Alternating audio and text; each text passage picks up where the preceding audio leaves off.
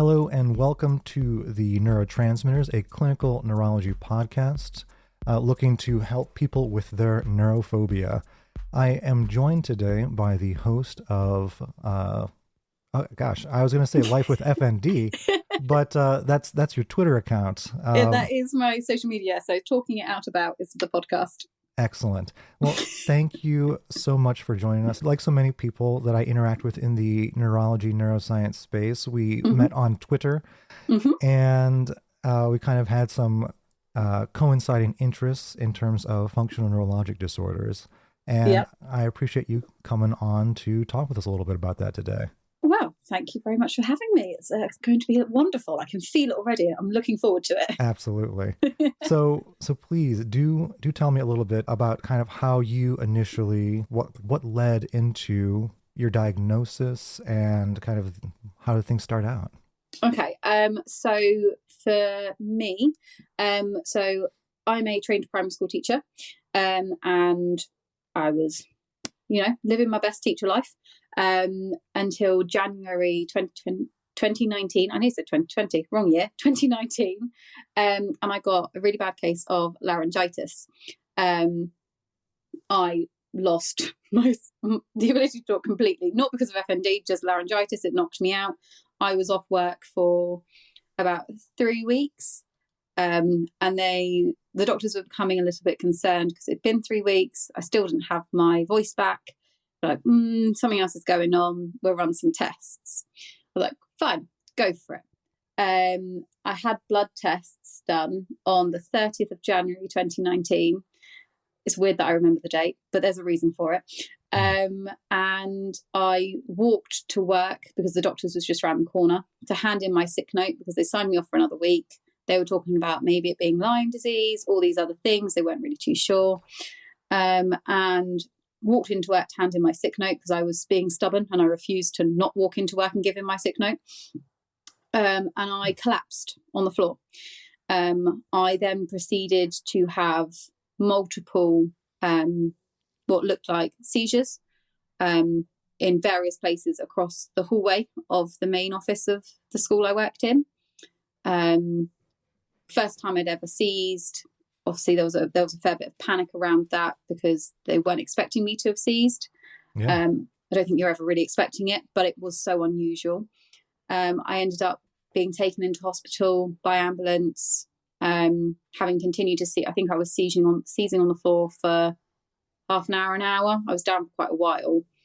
They had to bring the ambulance on. I remember them bringing the ambulance onto the playground to get me out, and I refused to get on a bed to get into the ambulance. I couldn't walk and I was still shaking quite a lot and tremoring. I refused to get on the bed because I was worried the kids would be more scared if I was on a bed. So I walked.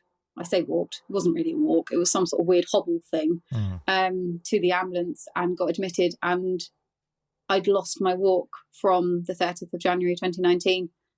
Those seizures kicked it out. So I lost the walk. I was discharged from hospital the next day, still unable to walk, but they kind of didn't seem overly bothered by that. I was still sort of tremoring. They didn't seem too concerned. They sent me home. They were kind of like, yeah, we'll be fine. Off you go. And then within a month, in the next month, I'd continued to have seizures. So I ended up back in another hospital, which is where I came across my first neurologist. But we'll come on to him later, I'm sure. I've got a fun story about him. My first neurologist at that point, they still hadn't scanned. I hadn't had an MRI, hadn't had any tests or anything. They were just kind of, yeah, you can't walk. Okay, sure. Within February of 2019, I'd lost the ability to speak. So another rush into hospital via ambulance because they were like, oh, maybe you're having a stroke. They weren't really sure. And then within the next month, I lost my cognitive abilities and I entered a pretty much permanent dissociative state. And that was pretty much the rest of my 2019 was in that dissociative state. That sounds awful. It wasn't the best year, not gonna lie. Yeah. Now, I mean, when you first went in that first time for just a day, now Now you mentioned that they weren't particularly worried about your inability to walk or Hmm. talk, Yeah. but did they give you an explanation as to why or what they were So thinking? no, so when I'd collapsed at school, so I ended up going in that day. They admitted me overnight, um, but no one commented on my walk. I was still speaking fine at that point, so it was just my walk. It just looked, Okay. I looked like I was really, really drunk Mm-hmm. slash had an accident. So I was really not a normal walk in any way, shape, or form. But no one seemed to be overly bothered by it at all. No one commented on it. No one went, "Oh, hang on, this isn't right." Mm-hmm. So it was just kind of left alone. When I went into hospital the second time at the beginning of Feb, so literally like less than a week later, that's when someone sort of went, hang on a minute, your walk's not what we would expect. And that's when I came across my first neurologist in that instance. So to begin with, they weren't bothered by the walk. The walk was Yeah. apparently fine. Okay. Now, I know from my own experience that in hospital, many physicians do not actually assess the gait, the walking Mm-hmm. of most people. Mm-hmm. Was that also your experience there? So the one that I was in February, I was in because I'd seized again. I'd seized. Mm-hmm. I ended up going to stay with my parents. I'd seized on the bathroom floor. Mm-hmm. I then ended up going to see like an out of hours doctor. I'd seized again with them. Straight in an ambulance. Straight over you go. It was still seizing in the ambulance. Mm-hmm. Sorry, swallowed through the wrong hole. Apologies. No problem.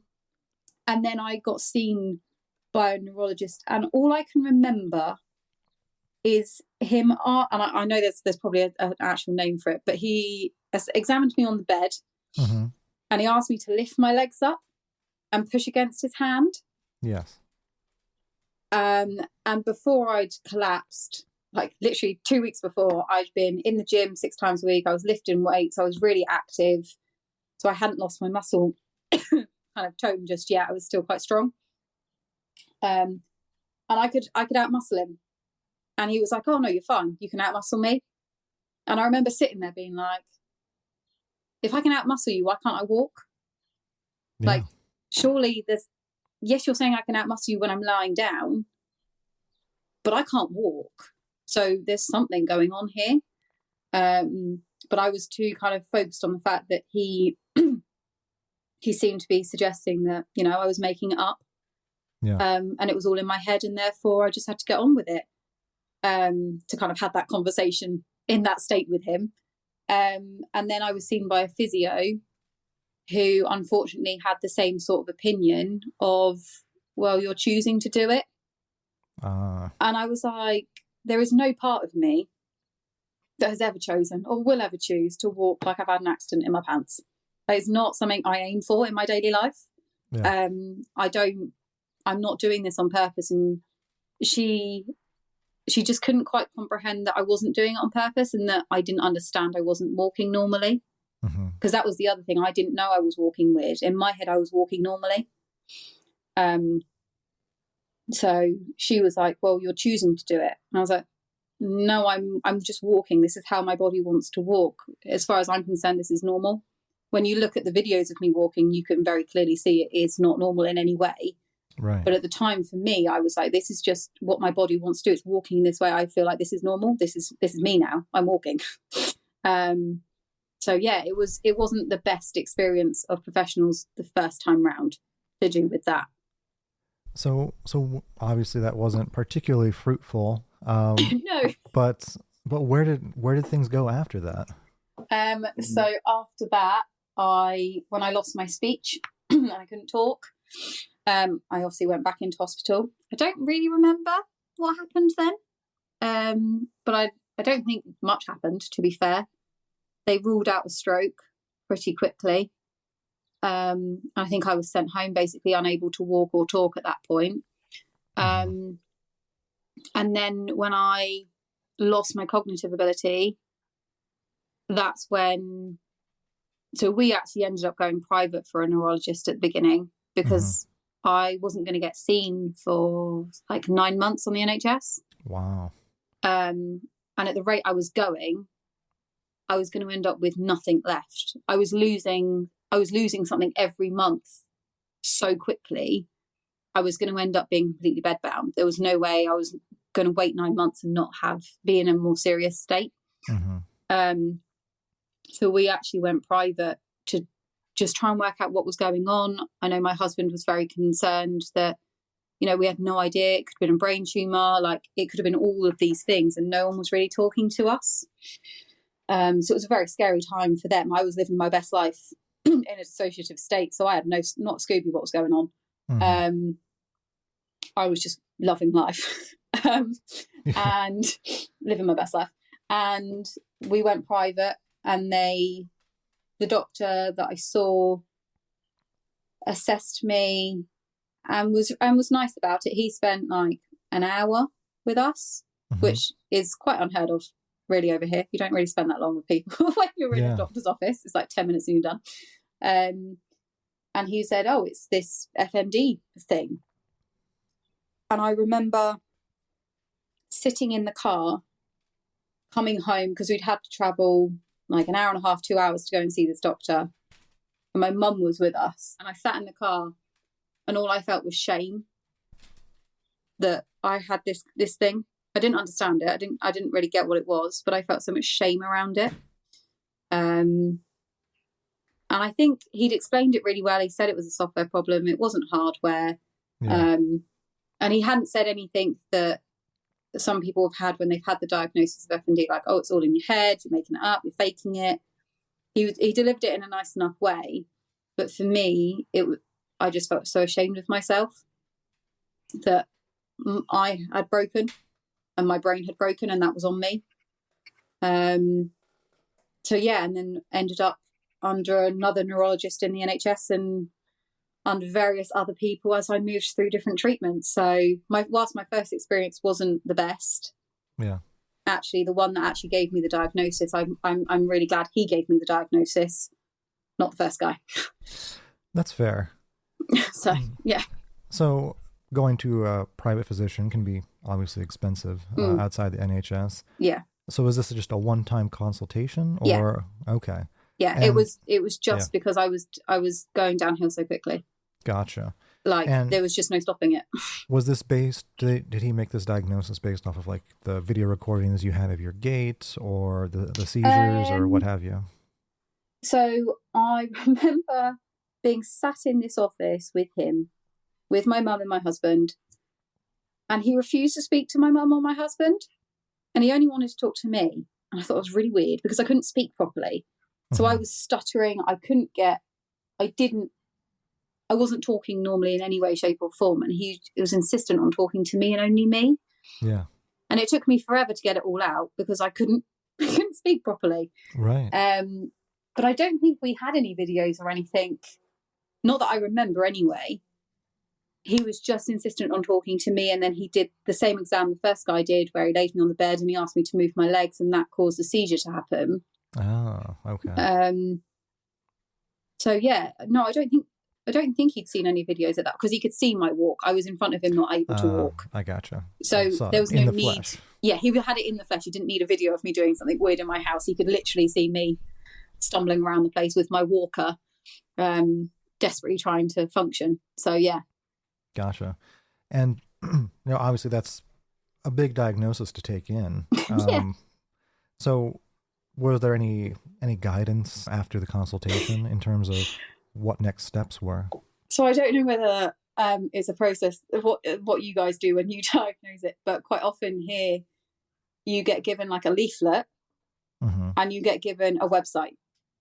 Is that the neurosymptoms.org? Yeah. Yes. So you might get a leaflet. You don't always get a leaflet. You get a leaflet if you're lucky, and you get neurosymptoms. Yeah. And then you're sent on your merry way.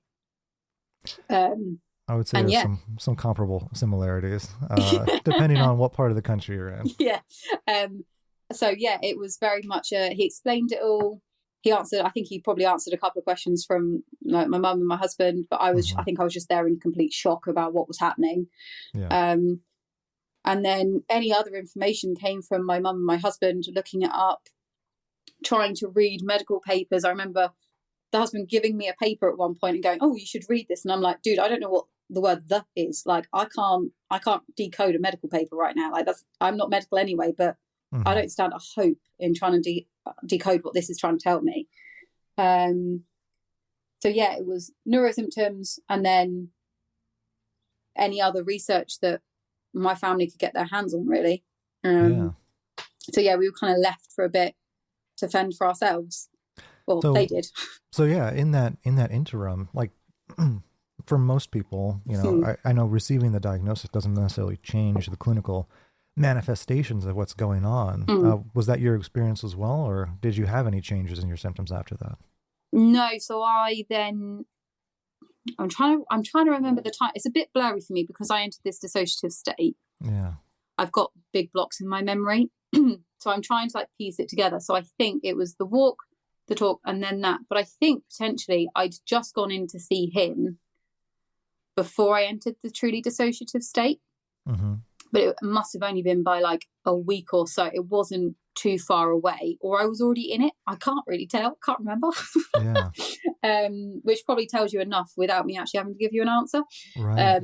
And then at some point I entered that state more permanently, and then that was me for the next 6-8 months. So yeah, you bring up an excellent point. You know, there is this element of dissociation, right? This bodily autonomy from like kind of your volitional will, if you will. And I know that's a very different experience for many people, but I mean, if it's not too uncomfortable, would you mind talking a little bit about like, what you do remember from that time? Big empty blocks of blackness. So what I know, and it's because my husband has recorded it, or we've had conversations, is I enter the state of basically a 5-year-old. So everything reverts to being 5. My interests, my vocabulary, food choices, things I interact with, everything goes back to me being 5 years old. And it's kind of, it's like an alternative, like an alter ego kind of comes out and takes over for me. Yeah.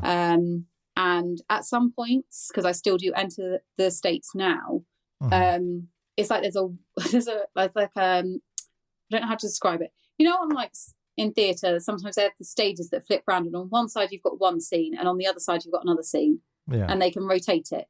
That's kind of like what it felt like in my head. On one side, I had the me that you're now hearing, and on the other side, I had this dissociative me, the 5-year-old.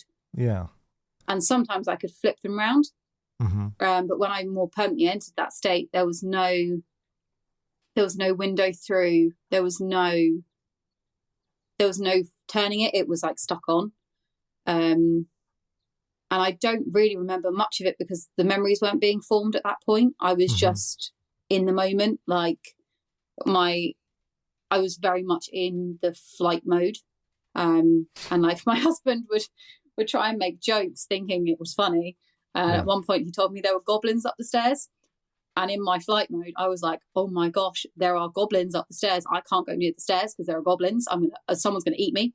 Yeah. And it took a while to get over that one because he hadn't quite realised I was paying attention to what he was saying. I see. So that was a fun one. But yeah, it's just, I have odd memories of it, but it is like another person took over my body for that time, and it's what I was doing wasn't me. I don't know how to describe it really. Now, I thought that was an interesting analogy with like the stage flipping around. Now, do you feel like your adult self was kind of like behind that wall watching things, like as the younger self was? Sometimes. Like kind of, yeah. Sometimes there was almost like a little window through, and like in my head I can picture it happening. There's like me poking through this little hole, this little window, trying to like see what the other one's doing, and it would go the other way as well. And like sometimes like the younger me would like bash on like that wall to be like, I need to come out, I have something to say, and it would like flip. So it was a very weird feeling, and when I first entered it, there was no way I was flipping back round really at all. But now, kind of a couple of years in, there were points where I was like, oh, hang on, like the other me wants to say something. And I'd flip into that state. Yeah. It sounds a little bit weird, It probably is a little bit weird, but it made sense. It made sense. I'm like, oh, hang on, like the other me's got something to say, and I'd like flip across and my personality would change for a second. Yeah. And I'd have this alternative me come forward and bring forward a memory that I'd suppressed or whatever it might have been. And then disappear again when it felt like it said its bit. It like stood up, said what it wanted, and then disappeared again. Okay. So yeah, but there was a couple of times when I was in that more permanent state that something kicked the old me back in. Yeah. But I was only there for a couple of minutes. And I know my husband said, like, we were sat on the sofa one day and having quite a serious conversation. Mm-hmm. And the old me kicked back in to say, like, no, or say something. And then because he said my name and he kept saying my name to get my attention, I went away again because my name was a trigger. Okay. So I lost it because my name was being said. Huh. So, yeah, interesting how the brain works, isn't it? Yeah, it's very surreal sounding. Slightly odd as well. Yeah. I always feel like I should preface it with, I'm not crazy, I promise. No, right? I mean, that you bring up a good point there, though. A lot of people do kind of get that label slapped on them during these types of episodes. Yeah. It would be all too easy, though, wouldn't it? If you're talking to someone and they're talking about how, there's a 5-year-old in their brain that comes out and says stuff, you're like, oh, my God, you are a bit bonkers. But it's just the way that my brain dealt with it. Yeah. So I just kind of have to manage the weirdness of that brain quirk. Yeah. So you went on in this state for months, and obviously that must have been very challenging for you, for your family in particular. I was not going to lie. I was living my best life. I was completely oblivious to what was going on.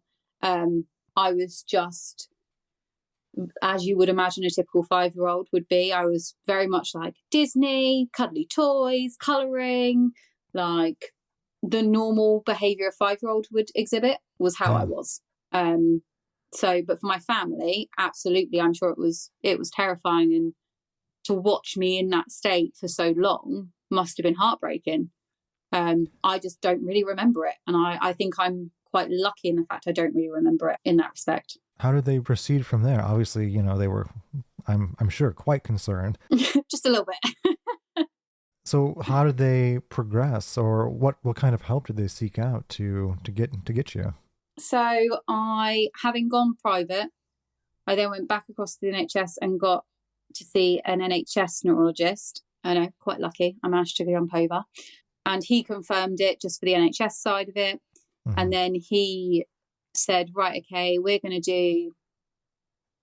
I can't remember what he said. He basically said, like, oh, we're going to try different things and see how we go. But he put me...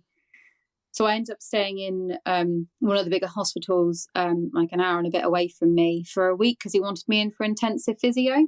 Mm-hmm. So I ended up in there at one point. No, wait, how? I'm muddling my timeline because I don't think I was in the dissociative state when I was in there, but I was definitely not far off it. Okay. Because one of the women next to me told me she didn't have a belly button, and it blew my mind, and I couldn't comprehend how she didn't have a belly button. It completely threw my entire hospital stay because I was like, wait, you don't have a belly button? And she showed me as well to try and prove it, and that just made it more confusing. Sorry, side note. It blew my poor brain. But yeah, so I ended up in there for a week for like intensive physio, and then I ended up, that was before I was truly in the state, and then within a couple of weeks I entered that truly dissociative state. Mm-hmm. And he was like, right, we need to do something like now. This is not okay. This is escalating too quickly. Mm-hmm. And I ended up going into a 3-week inpatient stay at another hospital, which is like an FND unit. Oh. I know, quite fortunate. Yeah. And he got me in there because I was just going downhill so quickly. And I remember him being on I think my husband had to phone him because I was doing something really weird or something. Something had happened. And he phoned him and went, what are we meant to do? And I remember him being on the phone, and I was in my bed and he was on the phone, and he simply asked me, do you know who's in the room with you? And I remember sitting there being like, no, I don't know who these people are. And it was my husband and my mum, and I had no recollection of who they were. I lost it all. Yeah. And that was when I ended up going in for the 3-week stay, and I had a psychologist, a physio, OT, and stuff like that in that 3-week stay. But unfortunately, because of the state I was in, it wasn't as beneficial as it could have been. Gotcha. because my memory, I had such a short term, I literally had like a 5-minute memory. So I couldn't remember what they were telling me to do. I couldn't remember who anyone was. I didn't know who I was.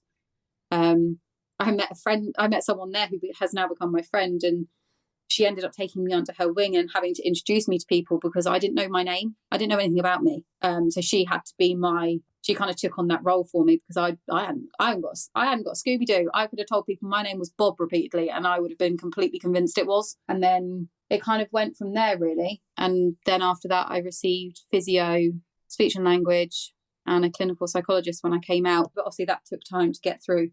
So yeah, I've been quite fortunate in my experience in the fact that I have gained quite a lot of support. I've had quite a few people in my corner. Doesn't make it any easier, but I have had quite a few medical professionals be on my side and try and help. So yeah. That's excellent. That felt like the quickest I've ever told that story. Well, I tell it enough times, right? Get the pattern down. Still can't get the dates right, but I've got the general idea of it. That's fine. The shape of the story. Yeah, it's roughly a triangle. It's fine. Now, you went through a lot of different treatment modalities through this period of time. Yeah. And that's part of the challenging part, I think, with FND is figuring out what works for one person versus another. And now I know obviously your memory's a little fuzzy from that period of time, but from your perspective, what kind of treatments did you find the most effective? Distraction therapy. And what for our listeners who may not be familiar? Yeah. No, and myself. What does that look like in the moment? In the moment, so the one I can remember, and there's videos of it somewhere. I'm sure I've shared them over my time. It was in my first stay in hospital for that week when I had the intensive physio, and they had me doing all sorts of random things because I was still with it at this point. I hadn't completely lost everything, just my walk, and my speech was a bit funny.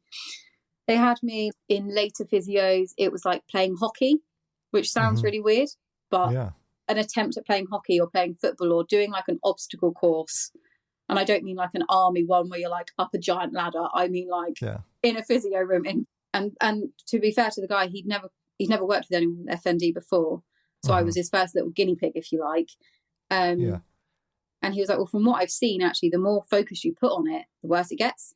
So we're going to go completely away from it. And we're going to do hockey and football and, but overall, that was the thing, especially the most in terms of like my speech still fluctuates now. Like currently I'm on a good day. You can understand everything I'm saying. But if you'd spoken to me like 2-3 days ago, you'd been like, okay, I'm really sorry, but what did you just say? I haven't got a clue. And I revert to like using like sign language alphabet because my speech is that level. You can't understand me. No. So for my speech side, it was actually singing, which sounds really weird. But yeah, singing Disney songs apparently for me. I feel like I'm sharing so much. You're learning so much about me in such a short period of time. I've done similar exercises for people with speech. Actually, I did it just this last week. I tried to get someone to sing the happy birthday song with me. Didn't work super well, but it was day one, so. Yeah. I think it's for me, my husband and I were in the car going somewhere and we had on Disney songs because that was my life at that point. And a song that I knew really, really well came on, and all of a sudden I sung it in my normal voice. And I remember my husband turning to look at me and like being like, whoa, you just did that. Like I hadn't spoken normally in months. And then all of a sudden, just for that 2-minute block, I sung normally. As soon as the song was done, I then couldn't speak again. But for that 2-minute block, I could do it. So yeah, the power of distraction for me was really helpful, but it doesn't always work for people. I think it can be a bit hit and miss sometimes. I have anecdotally noticed that same thing in people I've been taking care of, and it does seem like you said, some activities might be better. There's always all the physio activities with like balloons and stuff like that. If they have like arm coordination problems, things like that, or even kicking a balloon. I know sometimes it's something they'll do just to keep it off the ground. Yeah. I think physios just like to put the most random object in. I swear it's like a challenge. It really, it's very strange, and I wish I understood it better myself in terms of how they come to the determination of like, this is an activity we should try, and oh, this one probably won't work.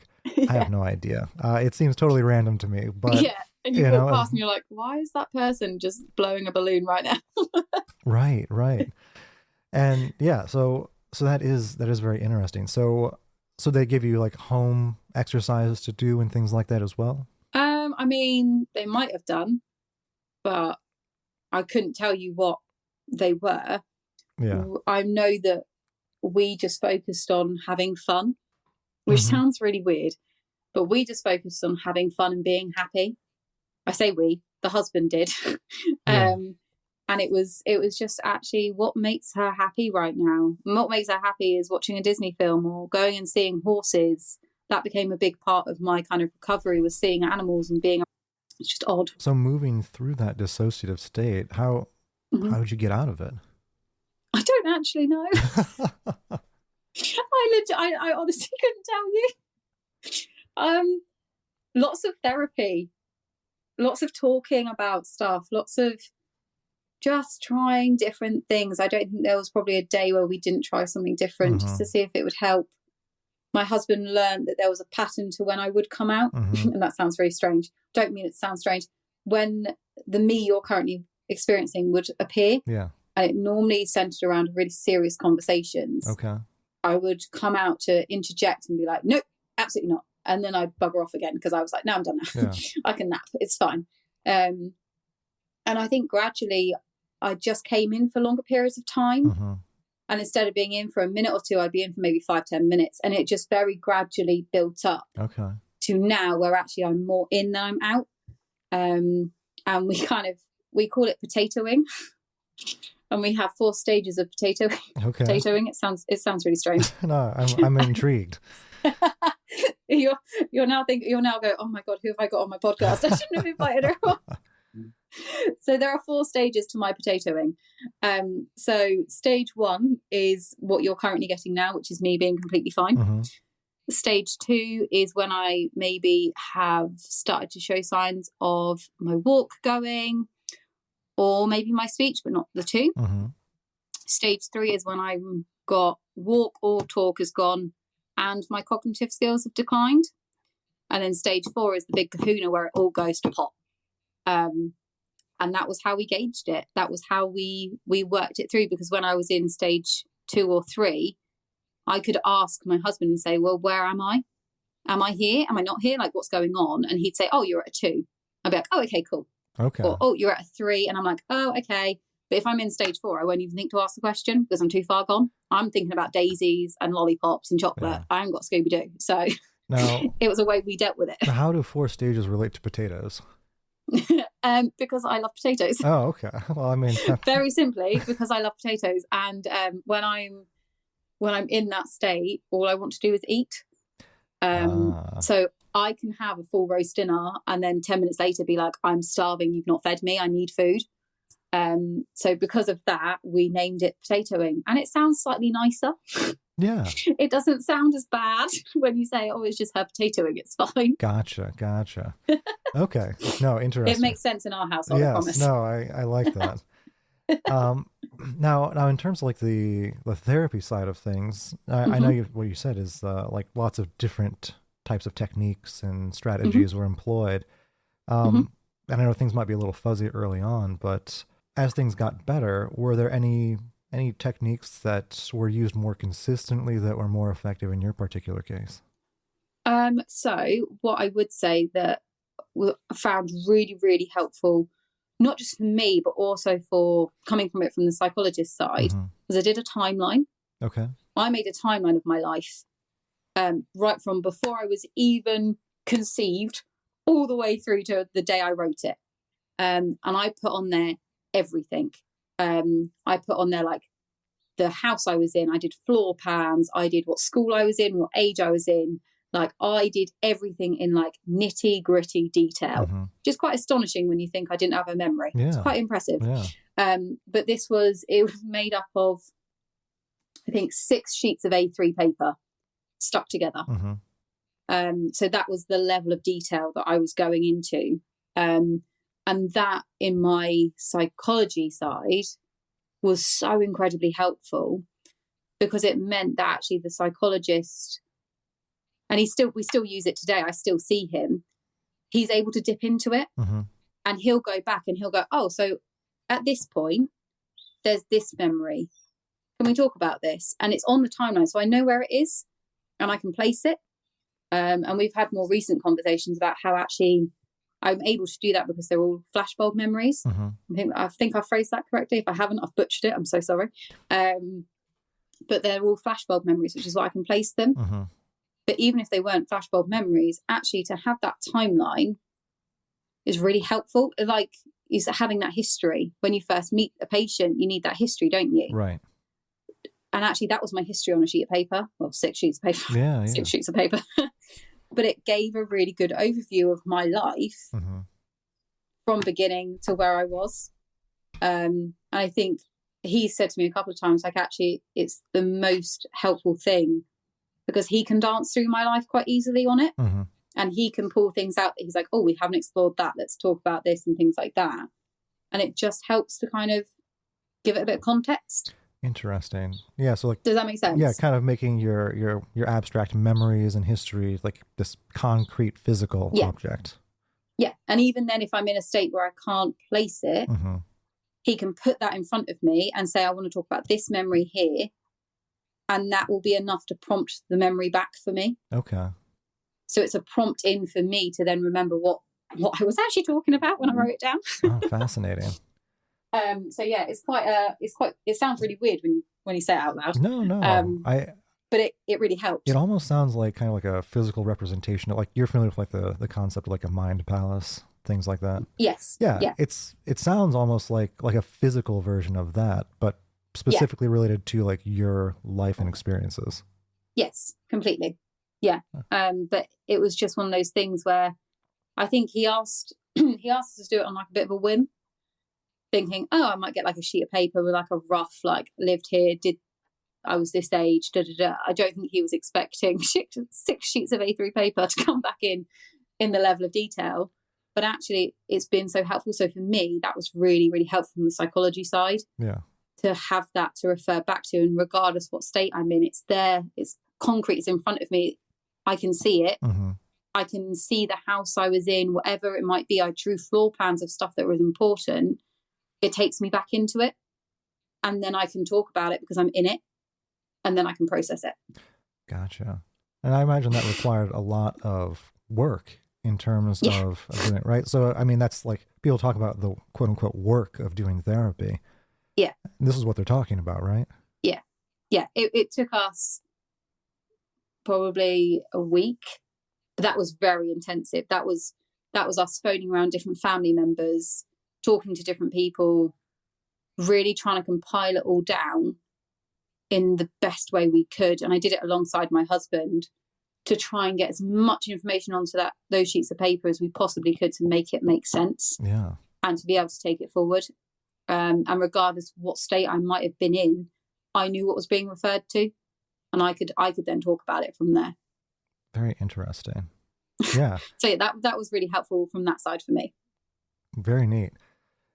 And, so I think you kind of mentioned in passing, right? This, a lot of people with FND of differing types, they go through these different, physio and psychologic therapy protocols, but it's not necessarily kind of a one and done situation, right? No. Oh, absolutely not. I think it's one of those things where what I've learned across working with different people for the FND is that actually I've got that toolkit, that toolbox. Every person's given me a different tool that I can put in there now. And sometimes I need a hammer or I need a spanner. And sometimes I don't have a Scooby-Doo what I need. Yeah. But I've got something in there that I can try. And if it doesn't work that day, I don't throw it out. I try again the next day. And it's a shared box between like me and my husband and my family. We can then dip into it when it's needed because I'm not aware when I enter the dissociative state. I'm just living my best life. I don't know. So they've then got access to those things as well to help try and smooth it back over. There's not going to be just one thing that fixes it, unfortunately, as much as it would be great if there was just a pill or something you could take and it would just fix it all. unfortunately, that's not the case. Right. But what you can have is you can have all these different tools in your toolbox, and you can call on them at different points to try and help you move forward. So like for me, having that timeline was really helpful. The distraction therapy, music, horses, being outside, like all those things wouldn't be your like normal, I'm doing air quotes, your normal things that you might have in a toolkit. But for me, they're what works. You've just got to go through the process, and it is a hard slog of working out what's going to go in there and what actually you can't put in there anymore. Right. So it does sound like kind of a lot of trial and error, a lot of persistence, both from you and your treatment team. I believe the word that was used to describe me multiple times was I was stubborn. Yes. I'm one of those. I was just really stubborn, and I just wanted. I figured, why not? Like, I got over the shame and the guilt I felt right at the beginning. Mm-hmm. It took me a while, but I did. And then I just felt this determination and stubbornness that actually I was going to get through it somehow. I wasn't necessarily aware of that. Yeah. But I let my inner stubborn come out, and that was quite regularly said in appointments, actually, that I needed to stop being so stubborn. And I needed to rest more. Yeah. I was like, but... Yes, it has its place. I read it's another one of those tools. Yeah, it is, but apparently it was my main tool at one point. Oh, yeah. Just hammering everything into the wall. Yeah, just hammering everything in the hope that it would work. But, right. It's fine. Now going through, like, you've been on this treatment protocol for, what, a year or two at this point? So when I'd gone into the unit and stuff, or the timeline part? Yeah. So, year or two at that point, yeah. So how is life on a day-to-day basis now that you've, like you said, accumulated some tools in the toolkit? I've got more than just a hammer. Yes. Yeah. So like, I know you mentioned that you were a school teacher, and you had gone back to work for a period of time, if I remember correctly. Yes. So there was a long process, but actually, so February 2020, so literally a year after I'd first collapsed and lost everything, I went back to work. And I went back to work in the office. And I did like 3 hours every other day, because I couldn't handle anymore. And then I gradually worked my way back up. So then I would be like a TA, so teaching assistant. And then come September 21, I had my own class again. It was short-lived, unfortunately. But I did get back to the classroom. And I've maintained that being in the classroom. I've just done it to a different point and a different level. So I did get it back. It just looked different, and it was a hard slog. Yeah. And I fought very, very hard to be allowed back into work, let alone anywhere else. And I had to conquer my own demons, if you like, of being in. Yeah. Because I was scared of children. That's not helpful when you're a teacher. Oh my. I was scared of children, not gonna lie. I didn't know my own name. I didn't know anyone else's name. So I had quite a few hurdles to overcome, just on that first point of going back into being in the office. But yeah, I did get there. It's taken a while, but I did make it back in some form or other, with not just a hammer, with many other tools. Yeah. So yeah. Now, was the goal ultimately just to, like you said, conquer those demons, or was it to like return to work full time? Like, I think it's never been discussed that I'll go back to work full time. Even now, it's not really talked about, because I still get fatigued. I still have my symptoms still flare. So being back full time is not something that's currently on my radar, which is fine, because I don't think it's the right move for me right now. Yeah. But my goal at the time when I went back was just to have some semblance of normal, and just to feel like I had a bit of something about me again. I'd lost so much. I'd been through so much. And I feel like I'd really lost who I was. I didn't remember who I was before I got sick. Yeah. And I was desperately trying to find anything that would clue me back into who I was. I felt like I was trying to recreate myself, but not knowing what I was recreating myself from.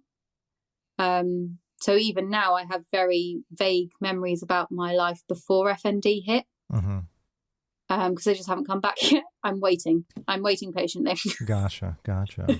Yeah. So yeah, it was more, I was just tackling the problem at the time. The problem was I was scared of kids, or I didn't know my name, or I couldn't stand up for more than 10 minutes at a time. Whatever it was, I was tackling it very much in the moment in hope that it would get better. So yeah, with maybe the ultimate aim of going back into class, but it wasn't on my radar for a good couple of years.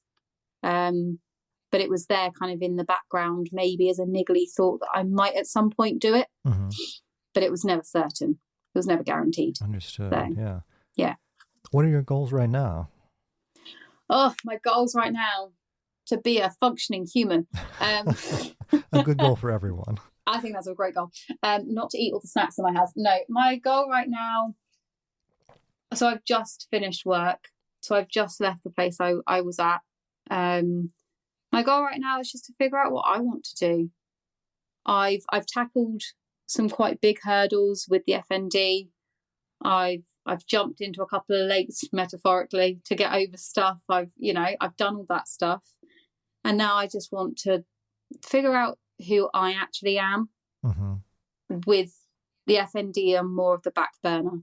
I think now I've got a bit of a better handle on it. It's never going to fully go away, I don't think. I don't think it ever does. Is that something you would agree with as a neurologist? I would say there's a fair number of people. I mean, it never goes away 100%, but even if the symptoms do resolve, a lot of people do have episodes that break through from time to time. Yeah. I think I've got to learn who I am now without that being such a looming shadow over it all. And just work out, what do I actually like? Yeah. What do I like? What don't I like? And what actually makes me happy? But that's such a big step to take. And I want to continue raising awareness, doing the podcast, doing my social media stuff, because I think it's important. But there's not really a concrete plan for me right now. It's just, I'll see where I end up. And hopefully I'll end up in the right place. And if I don't, then I'll bury my head in the sand and pretend that wasn't meant to happen. It'll be fine. Yeah, no, I think we all do a bit of that from time to time. I'll just become an ostrich. It'll be fine. No one will know. There you go. If you had to give any advice to someone who's working in healthcare, who maybe isn't familiar with FND, or someone who's in training, what are the things that you found most useful, or you would say, definitely don't do this? Either one. I could do both. Okay, so let's start with positives. We're human. We're not just a sheet of paper. We are human. We are scared, and we don't know what's going on either. And I think there's got to be that empathy there. You may not fully ever be able to empathise with our position because you may not have ever been in that situation, but you can empathise with the fact it's really scary. And actually there's a lot going on. And our whole life has just changed. Be aware of how you communicate the diagnosis to people. Try and avoid phrases, if you can, of "it's all in your head," or "you're choosing to do this," because they can be so damaging. And I had that with the first neurologist I saw. He said it was all in my head. I just got irrationally angry at him because I was like, no. And to be fair, it fueled me. I've used that to drive forward and get better, but it's different for every person. So yeah, I'd just say, be aware that there is a human you're communicating with. Have that empathy. Be careful with how you deliver the diagnosis. And also, don't be afraid to put your hand up and say, actually, I don't know. People aren't going to be unreasonable with you. If you don't know, well, we don't know either. So we can not know together. And I think honesty is the best policy in that respect. You don't have to pretend you know all the answers. We're people will be quite happy if you say, like, hey, I don't know right now, but I'm going to go away and I'm going to find out for you and I'm going to come back to you. Like, that is perfectly fine to do. That's an excellent point. Well, I just think everyone's so het up on, I have to get it all right. I'm like, no, you don't. If you put your hand up and say, actually, I don't know right now, I'll go find out. Like, fair play. That takes a lot of courage to stand up and do that. Like, I'll respect you for doing that because you've been honest with me and I don't know. So we can be in that space of not knowing together and work through it together. You can learn from me and I can learn from you. It's not just I have to learn something from you all the time. We can share that learning experience. I'd say if you're working with someone with FND as a patient, be on their recovery train. Actually step onto the train with them. Don't like stand on the station and wave at them. Yeah. Fully get involved. Like, if you're a physio and you're telling that person to play hockey or do an obstacle course, do it with them. Why not? Like, they're having to do it. So get involved. Do it with them. If you're asking them to sing happy birthday, sing happy birthday with them. Yeah. Like, if you're not willing to do it yourself, then why are you asking someone else to do it? Like, just have that degree of like, okay, it might look silly. I might feel very embarrassed, but then that's probably how the patient's feeling that I've just asked to do it. So you can kind of do it together and feel silly together. Yeah, very true. Because why not? You can then be on that together. I think, yeah, being actually on that recovery train, not hanging out the window, and let the person know you're on their side. Like, you might have disagreements about what you might do next, but you are overall on their side. You're not doing it to fight against them. You're doing it to work with them, to drive the car with them, not to crash the car. Does that make sense? Yeah. Ultimately, right, we want people to get better and, they want to get better. Yeah, exactly. And I think it's just having that open line of communication. And if it's not working, say, you know what? It's not working. I'm going to go back to the drawing board and I'll come back to you. And that's okay. Yeah. But yeah, I'd say don't tell people it's all in their head. Do not do that. Yeah. It's a bad move. And I've seen, and maybe you or people you know have also experienced this, where there are some people who just like, they seem very uncomfortable even broaching the topic. Yeah. Oh yeah. And some people won't want to talk about it with you, but that's okay. That's perfectly fine. Just don't tell them it's all in their head. Yeah. Just don't do that. just if you take nothing else from listening to me rambling for the past however long, please do not tell someone with FND that it's all in their head and that they're making it up. Yeah. Please don't do that because it's so damaging. And don't try and allude to the fact it's their fault. Like, if you have that opinion, if that's the judgment call you've made, okay, but maybe don't lead with that. Maybe try and, say it in a slightly softer, nicer way. Don't go with, oh, well, you did this to yourself. It's all in your head. It's all your fault. No. I mean, that's a terrible take. I'm just saying, just to be really clear, I'd like to think no one would, but just in case you have that doubt. I would like to think that, but reality might prove me otherwise. Yes. And I think there's always opinions about things like FND, whether or not it's real or whether or not it's just hysteria. There's always going to be, Freudian or whatever. There's always going to be these other elements that come into it. Right. But at the end of the day, the person you're talking to is just received this life-changing diagnosis. Try and put all that to the side for that 10 minutes whilst you talk to them, and then have all the opinions you like. That's fine. I'm not saying don't have your opinions. Just be aware of who your audience is. Yes. Yeah. That would be all. Because I think it's really hard, isn't it? Especially when you've got a medical field that's changing so quickly. New ideas are coming out all the time. It would be all too easy to be like, oh, well, this week I don't believe it. But you still have to talk to people with it. Right. So you've just got to be aware of your audience and who you're talking to. Yeah. And neurology as a field, right, is advancing pretty quickly. I'm a specialist within neurology. So, but I look at, other fields, and it's important for me when I'm dealing with my colleagues in other fields. I talk about things like FND or other neurologic diagnoses, and maybe I'm familiar with more recent evidence than what they are, but I have to keep in mind, right, this is my specialty, and yeah, this is my house. I know what's in my house. Yeah. Although I am sometimes less charitable towards people in neurology who still behave that way. That's a separate point, though. Yes, but yeah, it's something I continue to have to remind myself of. It's like, I have to assume that people are good actors until proven otherwise. Yeah.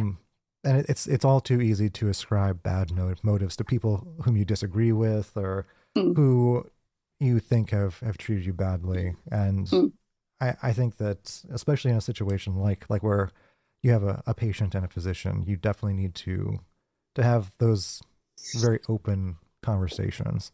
And unfortunately, a lot of people are very uncomfortable talking about certain topics, and kind of have to get over that. Yeah, and I get it. It is really hard. Like if you're, I would imagine if you're having to deliver the news to someone that, unfortunately they've got terminal cancer or whatever, delivering that news is going to be really difficult. Right. I fully get that. And I'm not saying don't feel it, don't express that emotion, but also just be aware of where you are. That's all. I'm not saying shut your own emotional response off. Just be aware of who you're talking to, and don't necessarily just use medical jargon. Right. Because us normal people don't get it.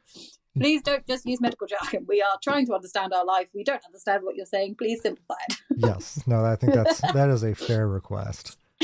I think the idea of describing FND as a software and a hardware problem in terms of a computer, crack on. Absolutely fine. We can all kind of comprehend that. But don't try and go into like the way that the neurons work, or like it's just going to be above our heads.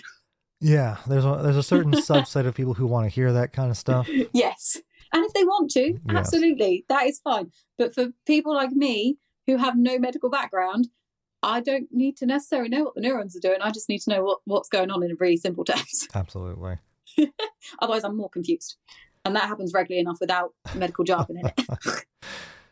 But yeah, I think it's just be okay with learning. Don't be afraid to learn something new about it. Like you're learning stuff new about all the other conditions. Don't be afraid to ask questions. Ask the patient what's going on and actively listen to what they're saying. Don't just do that really cool like head nod trick that we all do when we're stopping listening and go, Right. Like actually listen to what's being said, because you never know. There might be something really important that seems really small to the person that's talking about it that could just be the key to unlocking it all. Absolutely. You never know. Can't count the times that's been the case. Well, it quite often is because you, as the person experiencing, go, "Oh, it was only a little car accident. It was fine." And the person's like, "Hang on a minute, you had a car accident. Like that's a big deal." Yeah. Like just because you've processed it or you feel like you've processed it doesn't mean that it's not having an impact on something. Like you just don't know, do you? Right. I think it's being open to hearing all those little bits as well and taking the time to hear them. Very true. I feel like I rambled there. Sorry. Did that make any sense at all? No, that was excellent. That was well put. Oh, good. So good. Phew. Thank you again for coming on, talking with us. Well, thank you for having me. If people want to find you online, where should they look? Where should they check you out? So I'm on Twitter. It's my handle something really. Hang on, I have to check before I say the wrong thing. It is. Hang on. Oh goodness me. FND Life with. So it's a blue icon, and then on Facebook I'm Life with FND as well. And then you can check out the podcast where I talk to other medical professionals, people's stories, and that is talking out about. It's all the same profile picture, so you'll know it's the same person going across it all. It's all the same. So yeah, reach out, have a chat, have a look. There's lots of funny videos of me doing weird things. If you're interested in what my dissociation on my walk looked like, I share them quite regularly, so you can see what it's been like for me. And I just hope it helps someone. That's all. Thank you again for sharing your story and talking with me today. Well, thank you for listening. I hope it made some sort of sense. I think so. Thank you again. Marvelous. Thank you. If you enjoyed this podcast, please rate and review it on Apple, Spotify, or wherever you get your podcasts. This really helps with getting the show noticed, and make sure to subscribe for future episodes. You can find me on Twitter at Dr. Kentris, that's DrKentris, or by email at theneurotransmitterspodcast@gmail.com with any questions or show suggestions.